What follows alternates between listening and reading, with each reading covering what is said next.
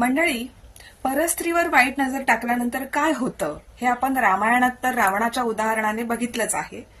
तर आता महाभारतात सुद्धा एक असंच उदाहरण आहे कीचकाचं. तर त्याची गोष्ट मी आता तुम्हाला सांगणार आहे.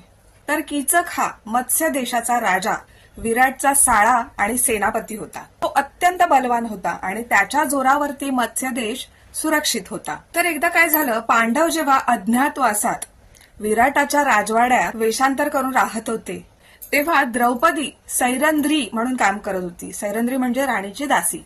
तर त्यावेळी कीचकाची नजर द्रौपदीवर पडली आणि तो तिच्यावरती भाळला आणि त्याने तिचा पाठलाग केला आणि राज्यसभेत तिचा अपमान केला.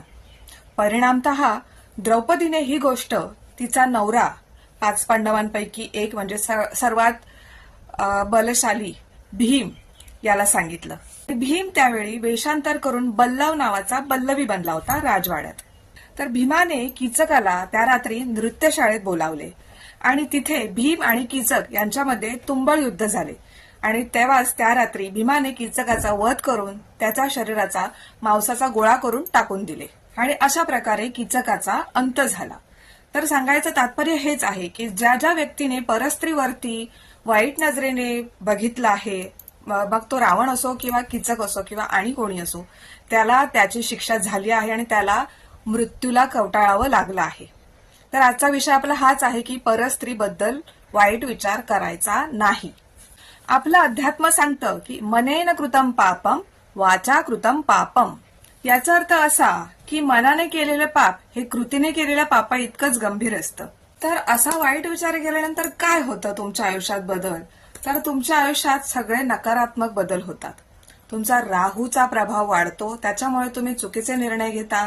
तुमच्या आयुष्यात खूप सगळं काही चुकीचंच घडतं. त्याच्यामुळे तुमची बुद्धी भ्रष्ट होते.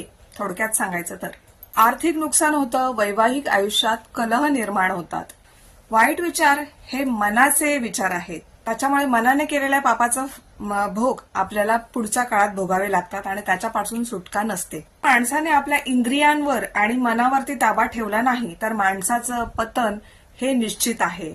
त्याच्यामुळे हा व्हिडिओ त्या सगळ्यांना फॉरवर्ड करा जे तुम्हाला म्हणतात ना, तुझी मैत्रीण खूप छान आहे, तिचा नंबर दे, किंवा असं मस्करीत जरी त्यांनी तुमच्याकडे विषय मांडला ना तर त्यांना लगेच हा व्हिडिओ पाठवायचा आहे की तुम्ही मनात जरी विचार केला तरी त्याचं फळ तुम्हाला भोगावं लागेल. परस्त्री माते समान हे कधीच विसरायचं नाहीये. व्हिडिओ आवडल्यास लाईक करा, शेअर करा आणि अजून माहिती हवी असल्यास आचार्य मार्गदर्शक यांच्याशी संपर्क करा. धन्यवाद.